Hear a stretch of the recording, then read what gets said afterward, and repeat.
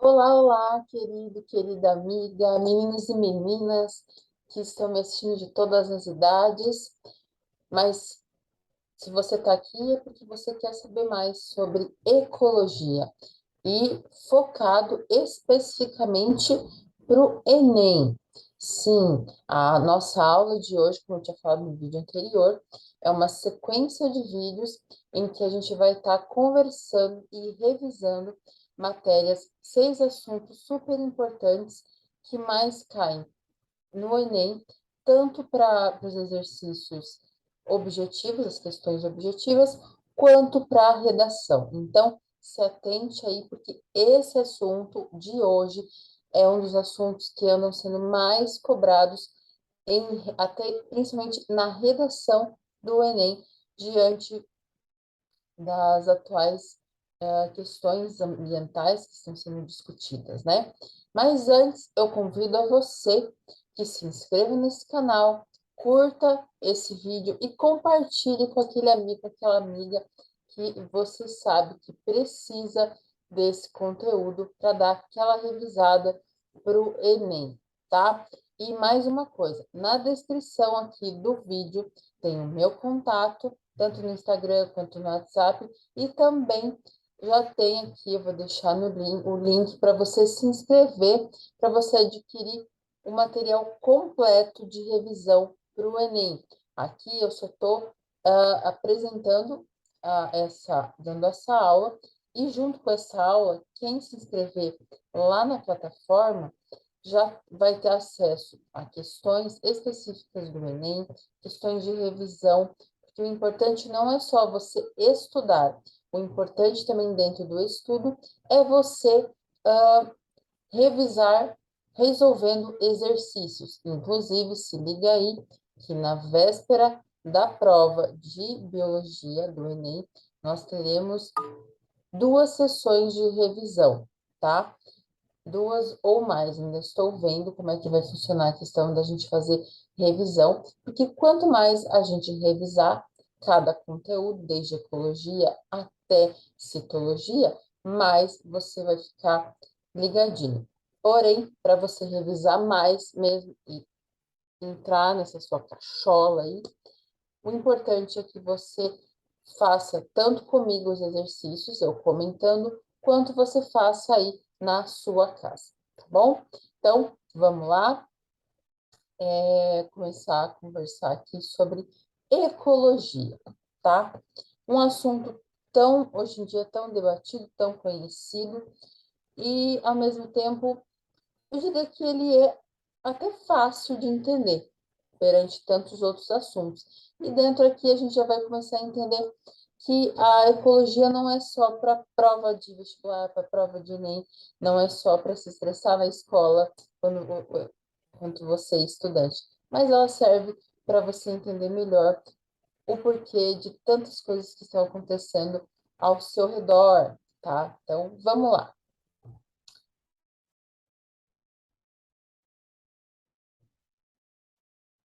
Um dos assuntos mais recorrentes nas últimas edições do Enem, então, como eu estava falando, quando a gente fala em biologia, é a ecologia.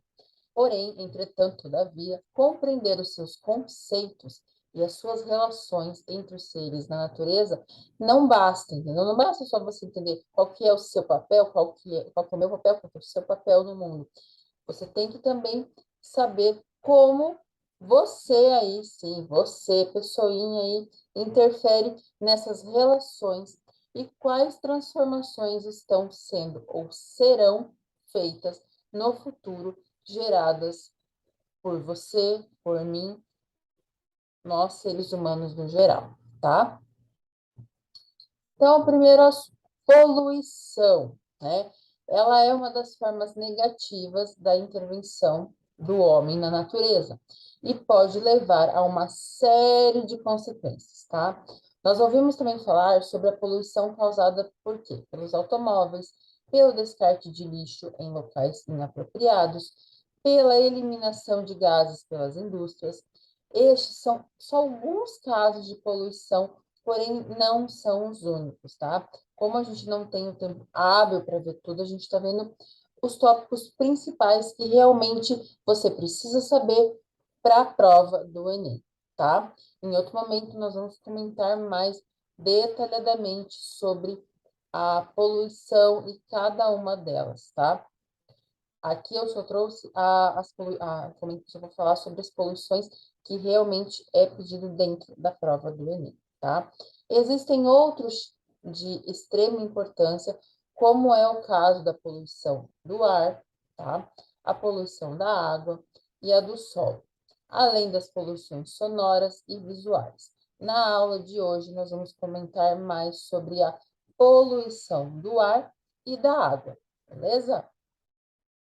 Então, aqui, caso de geral de poluição, aqui mostra tanto um lixão a céu aberto, poluindo um rio, né? E, consequentemente, também poluindo o ar, né? Através também da geração de resíduos das indústrias, né? Então, poluição do ar ou poluição atmosférica. Bora lá entender um pouquinho como é que ela acontece. Ela é causada pela liberação de alguns gases, como o monóxido de carbono, o ozônio, o dióxido de nitrogênio e o dióxido de enxofre, ou ainda por partículas líquidas ou sólidas, por veículos industriais ou por qualquer outra pessoa, sendo responsável por uma série de doenças respiratórias e cardiovasculares. Olha só como tudo está ligado, né? A gente está falando assim, mas o que que a biologia tem a ver com a química? Gente, acabei de citar os elementos químicos, falei de partículas, falei dos estados sólido, líquido e gasoso. Percebem? Conexão, uma matéria conectadinha com a outra. Então, é isso que eu falo de novo. Precisa de ajuda não só com biologia, precisa de ajuda com química, com física, com a redação. Me chama, tá? Eu posso te ajudar.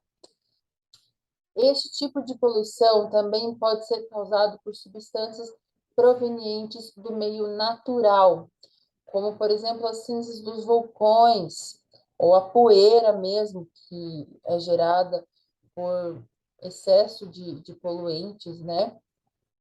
Olha só um exemplo aqui, uma indústria. Hoje em dia, a gente já sabe que cada indústria, dentro de cada indústria, tem um setor que cuida só da questão ambiental. Por quê? Porque existe uma fiscalização onde elas são cobradas com relação à quantidade de resíduos lançados no meio, tá? E como é que isso é feito? Se está prejudicando a flora e a fauna que está no meio ali. Se você for perceber em várias, no redor das indústrias, hoje em dia principalmente, né,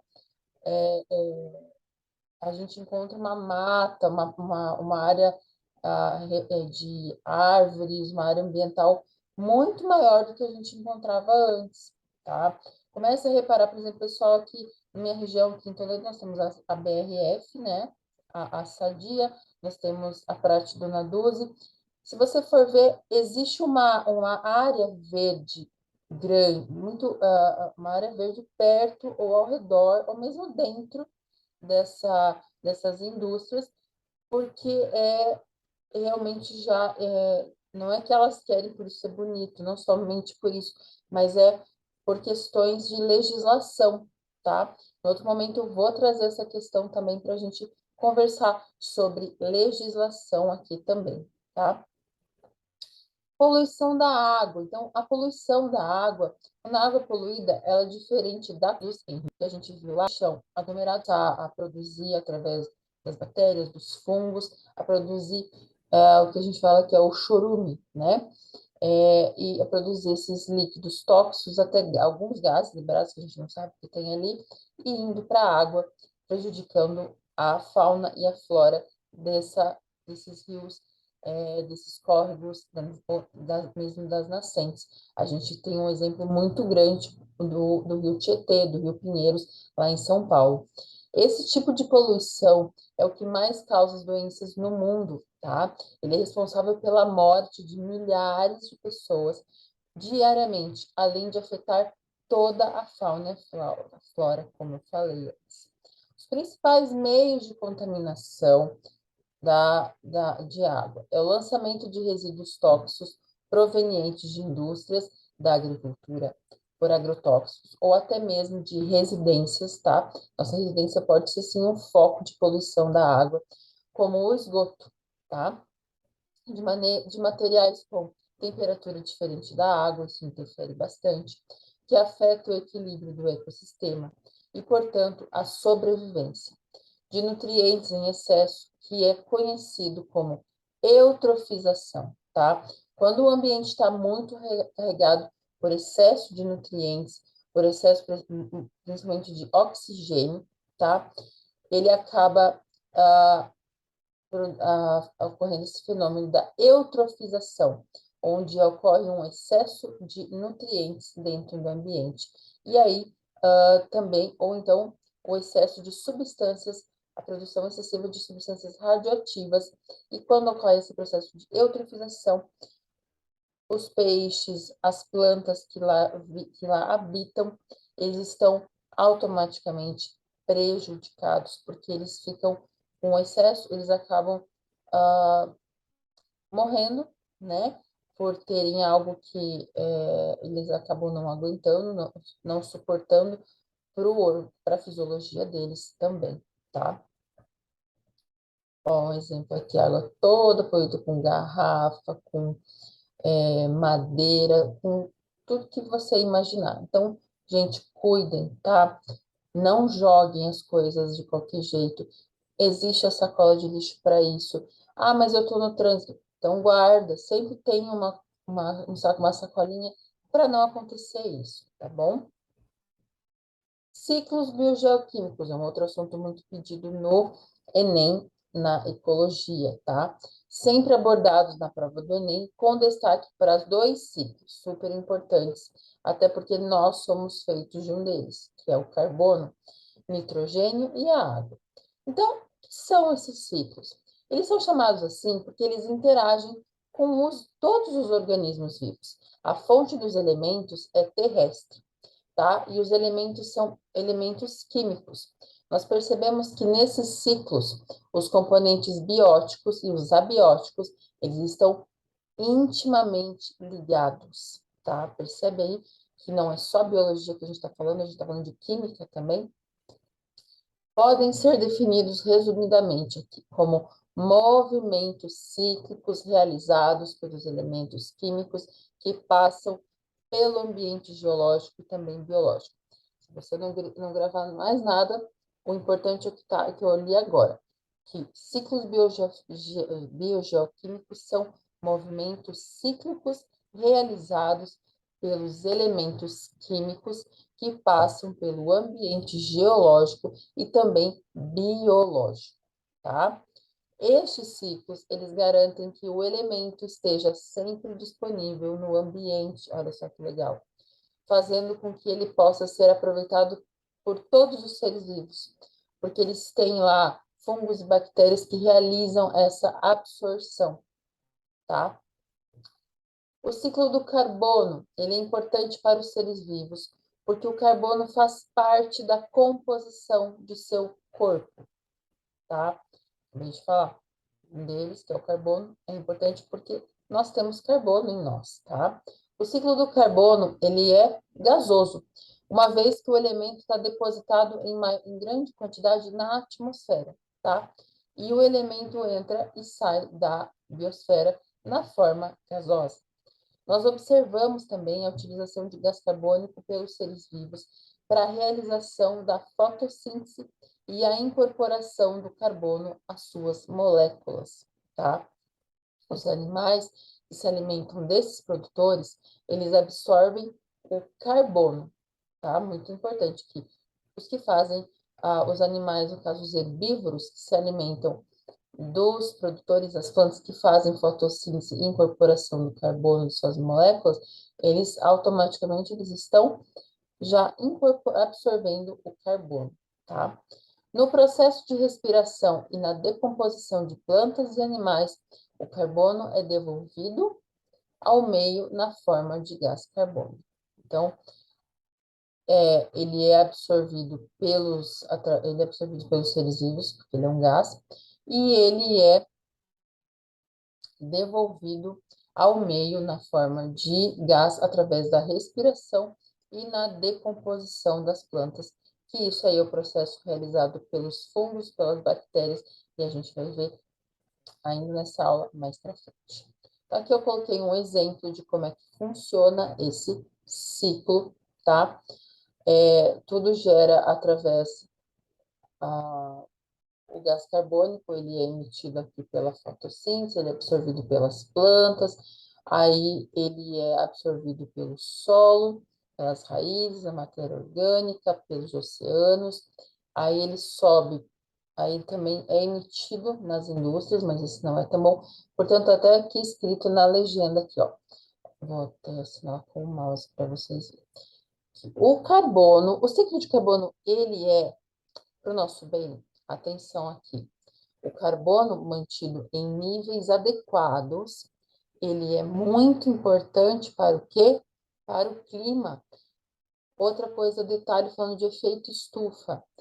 Quando o efeito estufa, ele é para manter a temperatura da Terra, temperatura adequada. Quando, assim como qualquer coisa, em níveis adequados, ele não é para o nosso mal, e sim para o nosso bem. Mas, infelizmente, devido à poluição que está acontecendo, devido ao lançamento de gases inadequados na atmosfera, não tem sido isso que tem acontecido com relação a todos esses ciclos, tá? O ciclo do nitrogênio, ele também é dito como gasoso, como o do carbono, e este ciclo, ele vai se destacar porque esse elemento, ele aparece de maneira abundante na atmosfera. O carbono, ele se concentra bastante na atmosfera, mas ele é encontrado nos seres vivos em geral. Mas não pode ser captado, aí está a importância. O carbono, ele pode ser captado pela maioria. O nitrogênio não pode ser captado pela maioria dos seres vivos, tá? Não pode. Olha aí a pergunta que às vezes pode lá estar camufladinha no Enem, tá? Apenas algumas bactérias e cianobactérias, elas são capazes do quê? De fazer a retirada desse nitrogênio atmosférico e utilizá-lo, tá? Tem algumas bactérias que a gente fala que as bactérias nitrificantes ou desnitrificantes, que são elas que estão lá envolvidíssimas no processo do ciclo do nitrogênio.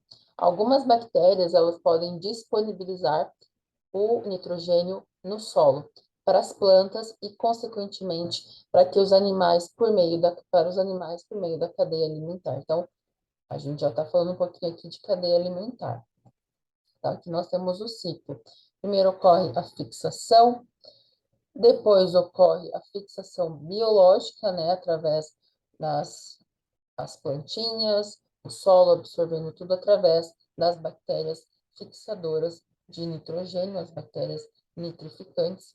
Depois ocorre o processo de amonificação, aqui com nitrogênio, volatização, sempre envolvendo as bactérias, primeiro as fixadoras, agora nesse processo nitri, de nitrificação, as nitrificantes, tá? Depois ocorre aí o processo de lixiviação, tá? E aí o processo de descomposição, desnitrificação, e volta todo o ciclo, todo o reaproveitamento de novo para os para as plantas, para os herbívoros que as consomem e assim por diante, tá?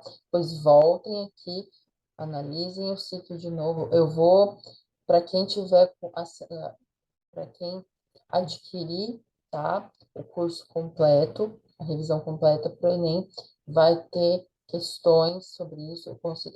Eu montei um resumo completo de ecologia, tá? Para você poder ir anotando, comparando e ter acesso a essa aula, inclusive, vai estar lá junto com todo o material completo na plataforma, tá? Então, relações, falamos um pouco sobre o ciclo, sobre poluição. Vamos falar um pouquinho agora sobre relações ecológicas. Lembrando, gente, que esses assuntos que a gente viu agora, eles podem sim ser cobrados também na redação, tá? Associando com a, a poluição, às vezes, o vazamento de óleo no, de alguma plataforma, seja aqui, seja no exterior.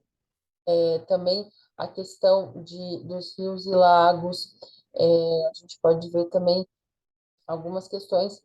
Eu vou também disponibilizar questões para vocês estudarem, para vocês lerem, para fortalecer um pouquinho e poder vocês treinarem a escrita também com relação a temas ecológicos, tá? Então, relações ecológicas também, a gente começou a falar um pouquinho já falou um pouquinho sobre cadeia alimentar e a sua relação dentro do ambiente, né? Então, dentro de uma comunidade, os indivíduos estabelecem relações que garantem a manutenção do sistema. São as chamadas relações ecológicas ou interações ecológicas. E eles podem apresentar caráter benéfico para os participantes dessa relação ou caráter prejudicial para ambos ou pelo menos um dos envolvidos, tá? Então, aqui importante nesse caso é que nem sempre essas relações são estáticas, tá? Elas não ficam, às vezes elas mudam, tá? Ou seja, em determinado momento do ecossistema local, dois indivíduos eles estão estabelecendo uma relação de benefício entre eles, enquanto que no outro momento eles podem não mais apresentar essa relação ou apresentar uma relação que prejudique uma das partes, tá? As interações ou relações, elas podem ser classificadas primeiramente com relação aos participantes, intraespecíficas ou homotípicas, que são as relações estabelecidas entre indivíduos da mesma espécie. Interespecíficas ou heterotípicas são as relações estabelecidas entre indivíduos de espécies diferentes. Com relação ao seu caráter, podem ser harmônicas, relações que pelo menos um participante é beneficiado, tá? Enquanto que o outro não é prejudicado. Desarmônicas é uma relação em que pelo menos um indivíduo é prejudicado. Não se preocupe que nós vamos ver mais detalhadamente nos próximos slides, tá? Como as relações podem apresentar diferentes impactos com relação a cada um dos seus participantes, uma maneira de classificar o caráter da relação entre os indivíduos é colocando o sinal de positivo, quando está tendo uma relação que gera benefício para o indivíduo, ou de negativo, quando gera prejuízo para outro indivíduo, e zero, quando não apresenta nem prejuízo e nem benefício para o participante. Então, lembra aí, positivo gera benefício, negativo gera prejuízo para outro indivíduo. E zero, quando não apresenta nem prejuízo, nem benefício para o participante. Exemplo, o comensalismo é onde um indivíduo se beneficia do outro sem causar prejuízo ou benefício. Então, aí é representado por positivo, porque ele está sendo beneficiado, e zero, porque ele não está causando prejuízo e nem benefício para o outro. Herbivoria é o que acontece quando, por exemplo, vacas, búfalos comem capim.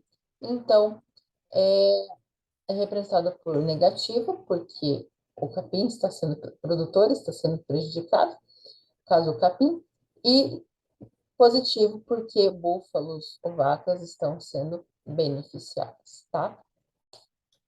Relações ecológicas intraespecíficas. Colônia, tá? Então, nós temos harmônicas, intraespecíficas harmônicas. Aqui, no caso, nós temos dois exemplos, as colônias e a sociedade, ambas positivas para os dois lados. Colônias são agrupamentos anatômicos de indivíduos da mesma espécie e pode haver interação, divisão de trabalho. Aqui, como indivíduos com diferenciação corporal polimorfas. No caso de sociedade, os indivíduos se destacam porque elas têm o mesmo tipo de corpinho, não tem diferenciação corporal. Ou serem semelhantes, isomorfas, e se unem para proteção, defesa ou facilidade da obtenção de alimentos. No caso, as caravelas, que são água-vivas, né? Algas e corais, tá? Sociedade, no caso, seriam uma associação entre indivíduos da mesma espécie que formam uma cooperativa organizada, como as formigas, as abelhas, os cupins. E esses indivíduos, eles são chamados de indivíduos sociais. Aqui, os indivíduos estão ligados enquanto cooperativa de trabalho. Eu gosto de associar muito com filme. Então, se vocês se ligam em filme, assistam aí Vida de Inseto, B-Movie, tá? B-Movie principalmente porque ele mostra uma hierarquia muito legal, o jeito das abelhinhas lá trabalhando e também trabalha a questão da falta delas no filme. Então, de uma maneira bem divertida, mas bem didática, tá? Aqui temos exemplo de colônia, também falando da questão não só das abelhas, na sociedade, nós temos também colônias de poríferos, que são as esponjas, colônia de bactérias também, tá? Relações ecológicas intraespecíficas desarmônicas, tá? Canibalismo, competição. Canibalismo é onde um indivíduo sofre, não é beneficiado, e o outro é beneficiado. Aqui, um indivíduo se alimenta do outro da mesma espécie, tá? Geralmente, esse tipo de relação está envolvido no controle de população. Períodos de pouco, quando ocorrem, por exemplo, secas, tá? Onde ocorrem períodos onde há escassez do alimento. Situação sexual. O indivíduo se alimenta de outro após o acasalamento. A viúva negra, o gafanhoto, não, o gafanhoto não, louva-a-Deus, perdão, louva-a-Deus, algumas espécies de aranhas ou em situação de desequilíbrio hormonal e estresse, como as fêmeas de cães, também as de gato, ocorre também, que comem os seus filhotes, tá? Mas aqui só ocorre, nesse caso, só quando ocorre desequilíbrio hormonal, tá? Competição onde os dois são prejudicados, tá? Negativo, negativo, ela é muito comum, principalmente em espécies territorialistas, como galos e felinos, tá? Neste tipo de relação, a disputa entre indivíduos da mesma espécie pelos recursos que o ecossistema oferece a eles, como território, alimentos e parceiros para acasalamento, tá? Aqui temos alguns exemplos. Canibalismo, aqui o caso, eu tinha citado antes do louva-a-Deus, né? Mas aqui também nós temos um sapo-boi comendo outro sapo. Temos o louva-a-Deus aqui. Aqui nós temos também a questão da competição. Os ursos também é uma boa. Os pássaros também que disputam seu território. Um outro vídeo um documentário, na verdade, bem legal para vocês assistirem. Tá no Netflix, A Vida dos Pássaros, tá? Depois eu vou lá no meu Instagram eu vou comentar nos meus stories para ver, aí eu coloco certinho. Mas é bem interessante. A interessante vida dos pássaros e também tem outros documentários bem legais que comenta sobre a maneira como eles competem na natureza pelas suas fêmeas. Relações ecológicas interespecíficas harmônicas, tá?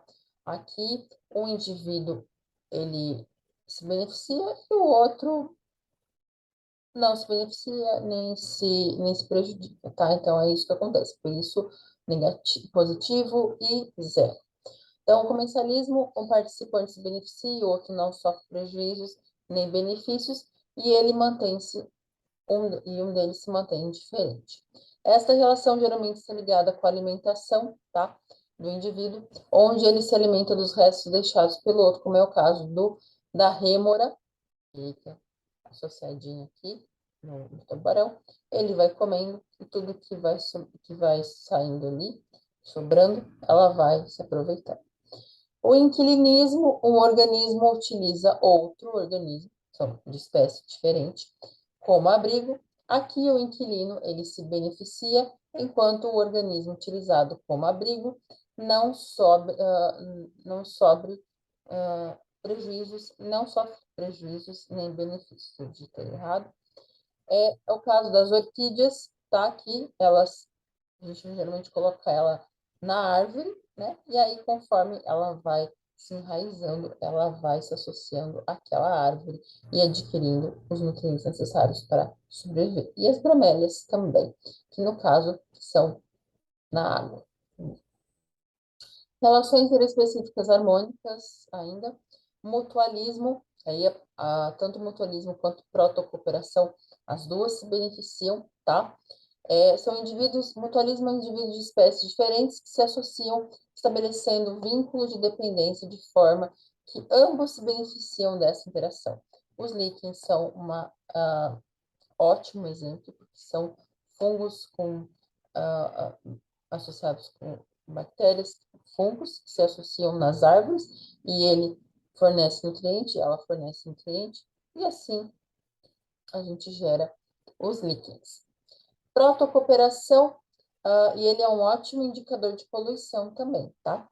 Protocooperação, ele é semelhante à sociedade, porém aqui ocorre em indivíduos de espécies diferentes. A sociedade é indivíduos de mesma espécie, que cooperam entre si, porém não são dependentes anatomicamente um do outro, tá? Como é no caso da sociedade.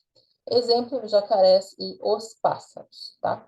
Então, aqui nós temos um exemplo também, o peixe palhaço, que ele vive no meio das anêmonas, então isso é uma relação harmônica, tá? E o crocodilo com o pássaro palito. O pássaro palito, ele limpa a boquinha do crocodilo, e o crocodilo não come ele, porque o pássaro palito, né? Então,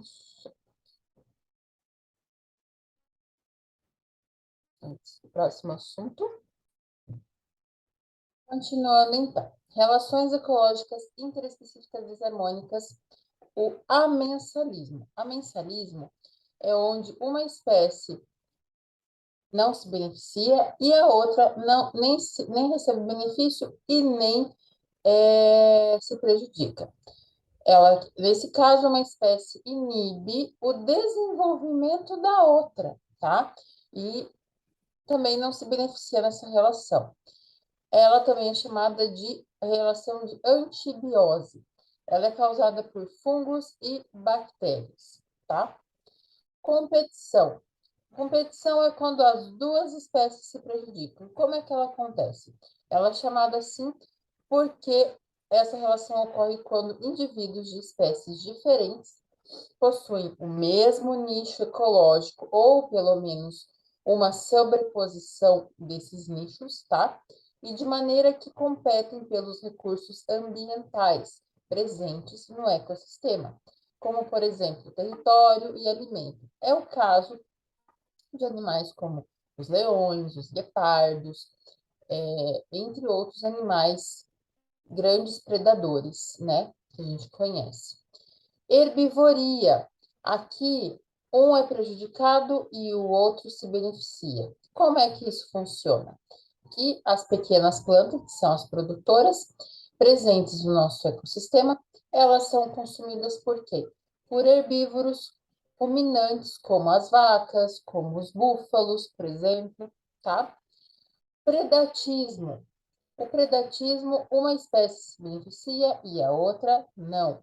Como é que isso acontece? Uma espécie se alimenta da outra para sobreviver, tá? Portanto, uma espécie se desenvolve e aumenta seu número, e a outra tem o seu número diminuído. Leões e antílopes, tá? Percebam o padrão. Na competição, são animais que habitam o mesmo nicho e que competem entre si pelo alimento, pelo território no espaço. No predatismo, leões e antílopes, um tenta predar o outro, tá? E quem consegue se desenvolver e caçar mais, acaba prevalecendo, tá? Essa é a diferença entre competição e predatismo. Na competição, ninguém ganha, só sai no prejuízo. E no predatismo, um ganha e o outro perde. Na herbivoria, as plantinhas perdem e os herbívorozinhos ganham, tá? No amensalismo, um não ganha, que está sendo inibido pelo fungo ou pela bactéria, e o outro não não recebe e nem é que nem assim, não recebe dinheiro, mas também não tem que pagar nada, tá? Então, tá.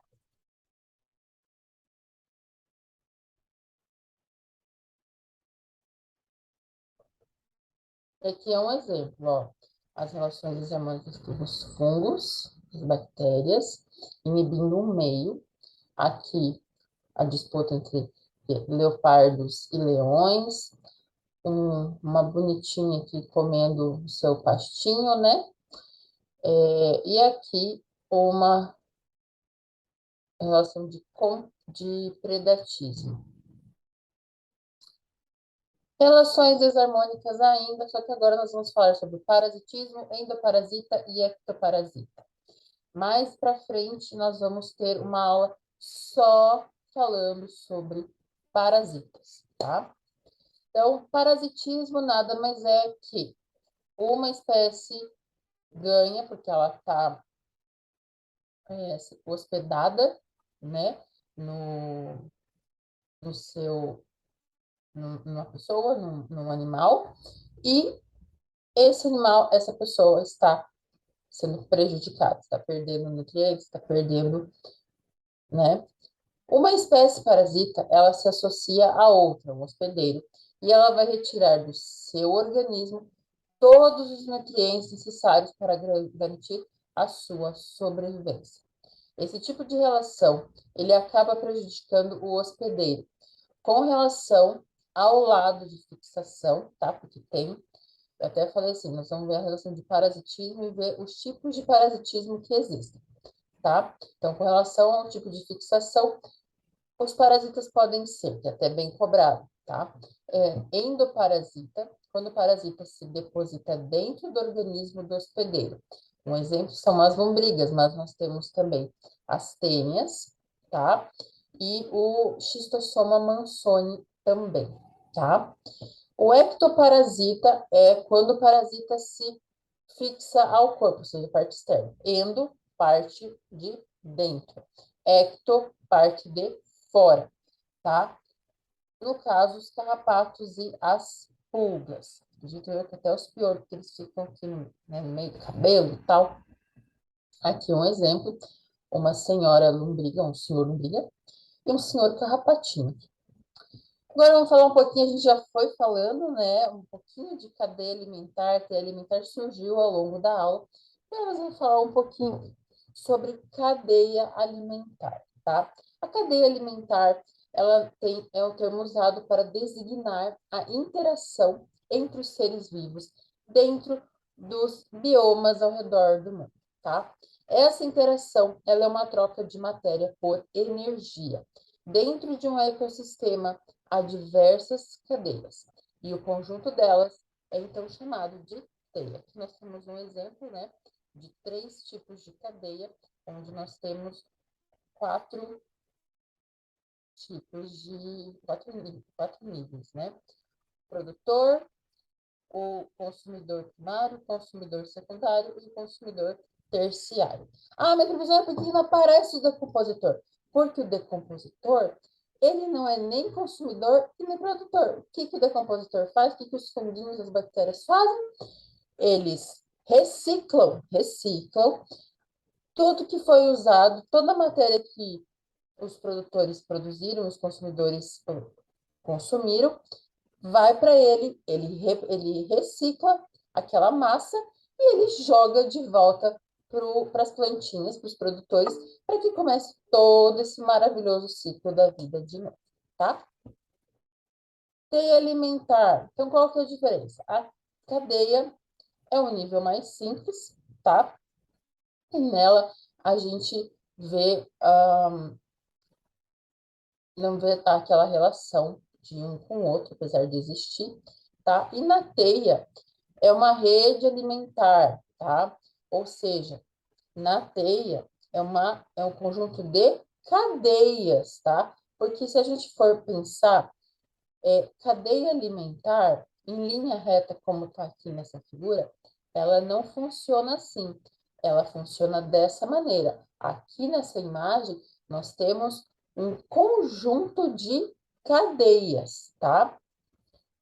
Que é assim que é formado, onde o tatu, ele se alimenta, por exemplo, o tatu se alimenta do cupim, que se alimenta de uma plantinha, ou que se alimenta da madeira.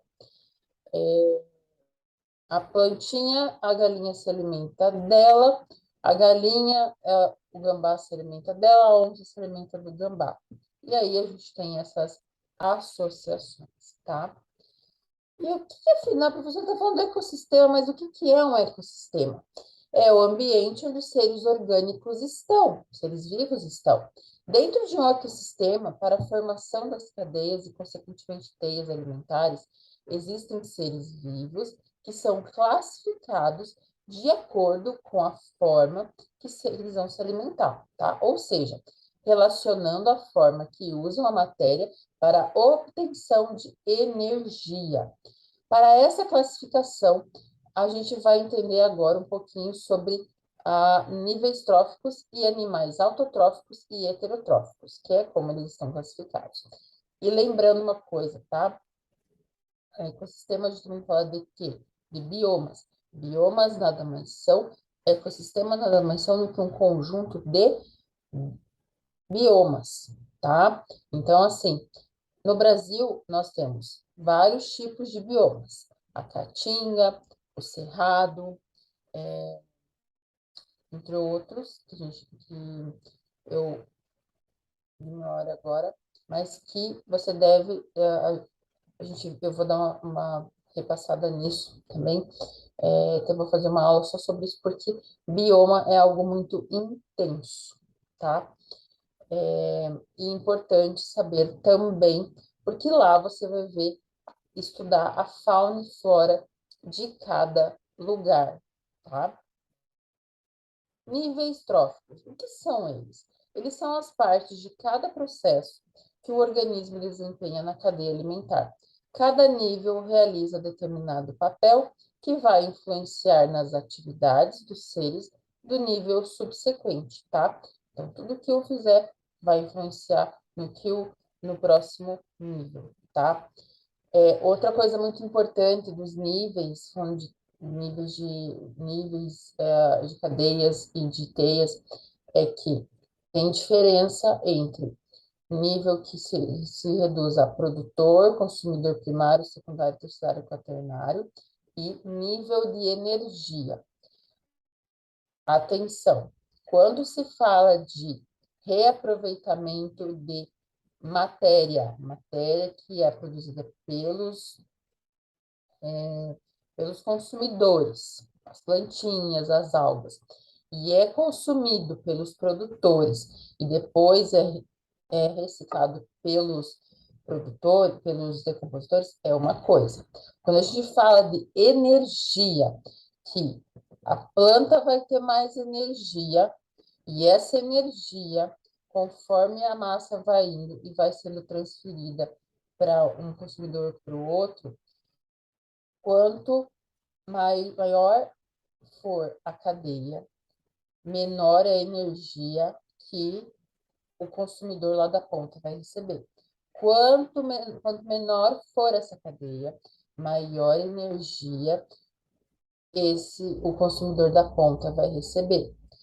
Outro ponto importante, a massa é reciclada e volta para o produtor. A energia não, tá? Lembra disso.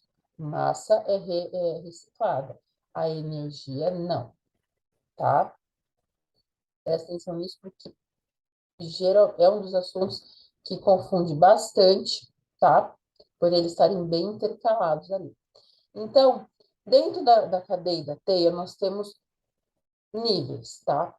Primeiro, produtores, que são indivíduos autotróficos, como as plantas e as algas, e eles produzem os seus alimentos a partir da luz solar, através da fotossíntese, e da quimiossíntese, que é quando ocorre uma contaminação, uma poluição muito grande, e as bactérias é que realizam e jogam e aí elas que produzem o alimento, né, no caso, e jogam para o meio, tá?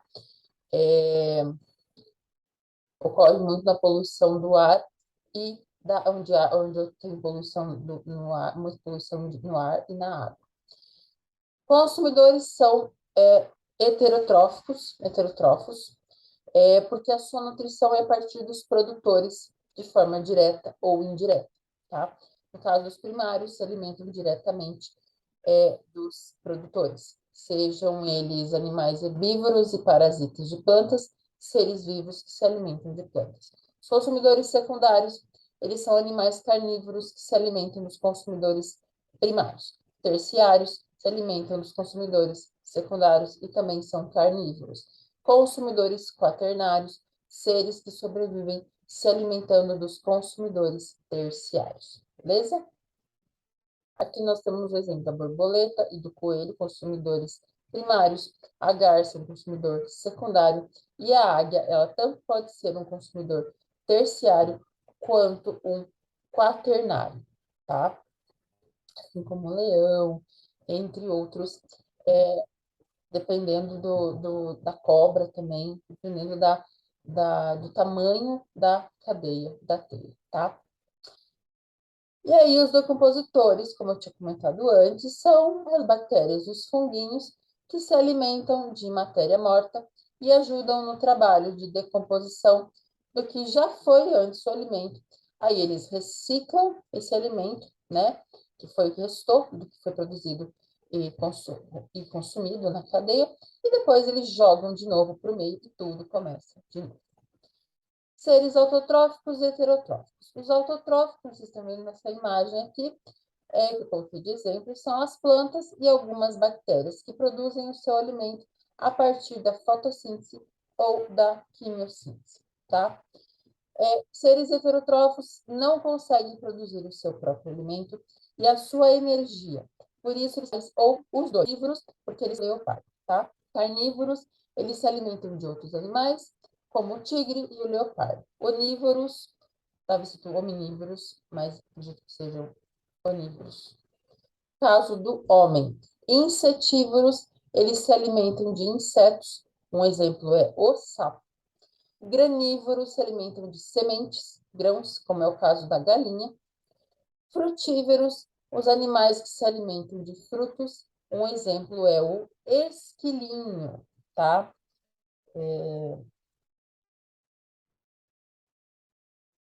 Então, anotem bem essas regras. Gente, desculpa, tá? Deixa eu interromper. É que eu tô... A vida da blogueira, da prof aqui, é cozinhar. Tô aqui gravando e tô cozinhando, tô deixando coisa, praticamente marmita pronta. Vamos lá, galera. Quase acabando.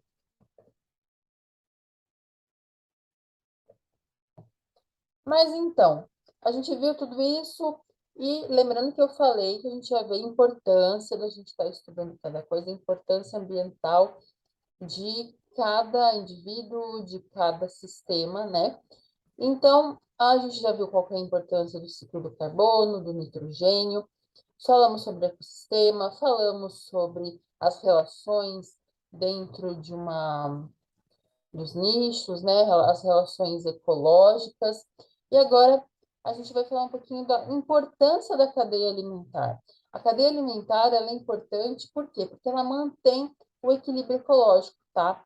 Por exemplo, a extinção de um animal é uma perda muito complicada, independente de qual seja esse animal, de qual seja essa espécie. Para seguir normalmente o ciclo, tá? A natureza ela forma seu curso para que todos os seres vivos eles nasçam, cresçam e morram. E assim a cadeia alimentar pode manter o quê? O seu fluxo, tá? Outra ação que leva ao desequilíbrio ecológico é o desmatamento, tá? Quanto mais se desmata, o que vai acontecer? Além de ser prejudicado as plantas do ambiente, que participam como produtoras ali da cadeia alimentar do local, de qualquer bioma, ecossistema, pontos principais de um ecossistema, de um bioma, elas são abrigos para diversos animais, tá? E outros seres vivos que as usam como moradia. Então, quando ocorre o desmatamento, o que vai acontecer? Muitas delas, plantas, animais, entre outras espécies, elas vão padecer e vão morrer de diversas maneiras, tá? O ideal, nesse caso, seria que a natureza se ocupasse de reciclar sua matéria orgânica, como a cadeia alimentar propõe, tá? Tudo que foge disso, através de outros agentes, causam os desequilíbrios, que podem levar anos para reequilibrar ou nunca chegar a uma normalidade. Por exemplo, quando os animais insetívoros são extintos, tá? Pragas de insetos aumentam, porque esses animais são os responsáveis por comer quem? Os insetinhos que causam determinadas pragas. Quando eles são extintos, essas pragas aumentam, a população sai do controle natural aqui e passa a atacar quem? As plantas, tá? Então, dessa maneira, todo o ciclo de interdependência que existe entre os níveis tróficos, ele vai ficar lesado. Por exemplo, eu falei antes sobre o B-Movie, aquele filme das abelhas. Só fazendo um resumo para vocês, lá vocês vão encontrar a seguinte situação. As abelhas lá, a abelhinha lá, ela descobre que todo o mel que eles produzem, parte desse mel, vai para os mercados para ser vendido, e para ela é o mel sagrado. Então, o que ela resolve fazer? Ela resolve processar os humanos por isso. Mas, gente, é só um filme, é só para vocês compreenderem que tem muito a ver com isso aqui, tá? Eles ganham, tá? Eles é retirado todo o mel, elas param de fazer, aí começa a transbordar mel nas colmeias. E o que acontece? Ah, não precisamos mais polinizar, porque tem mel suficiente. E o que acontece quando as abelhas param de polinizar as flores, as, as plantas, né, ao seu redor? Começa a morrer, começa a murchar. Então, o resultado final foi que, no caso ali, humano conversando com a abelha, né? Mas, enfim, a abelha percebeu que o trabalho dela para o meio é importante. É importante fazer a polinização, é importante fazer o trabalho, né? O dela, para que as plantas, para que o alimento chegue para animais, para as pessoas, né? Então, quando uma espécie falha, um lado falha, os outros consequentemente vão sofrer, porque a gente estudou ali o quê? Dentro de uma teia, de uma cadeia, nós temos o quê? Produtores, consumidores e decompositores. Quando, por exemplo, falha o produtor, o consumidor desde o consumidor primário até o secundário, vai sofrer. O decompositor por si também vai, e o meio também vai, entendeu? Então, lembra disso na hora da prova, tá? Essa aula vai ficar disponível aqui, desse formatinho. E se você quiser revisar esse conteúdo com as questões, para você poder fixar bem, porque para você fixar bem, você tem que entender o sistema do Enem, tá? Então, gostou dessa aula? Quer revisar? O link para você se inscrever para o preparatório para o Enem, revisão do Enem, está aqui na descrição desse vídeo. Fez a inscrição, seja para você, seja para o seu filho, para sua filha, me chama, manda mensagem, ó, prof, eu fiz, já está liberado, por onde que eu começo, como é que você pode me ajudar? E eu vou perguntar para você, como é que eu posso te ajudar? Se é só com biologia, se você quer ajuda com a redação também, tá? Então, não deixe de se inscrever, não deixe de curtir esse vídeo e não deixe também de vir estudar comigo. Deixa eu te ajudar, tá? Venha junto comigo até o dia 20, tem tempo ainda, 20 de novembro, tem aproximadamente um mês, tá?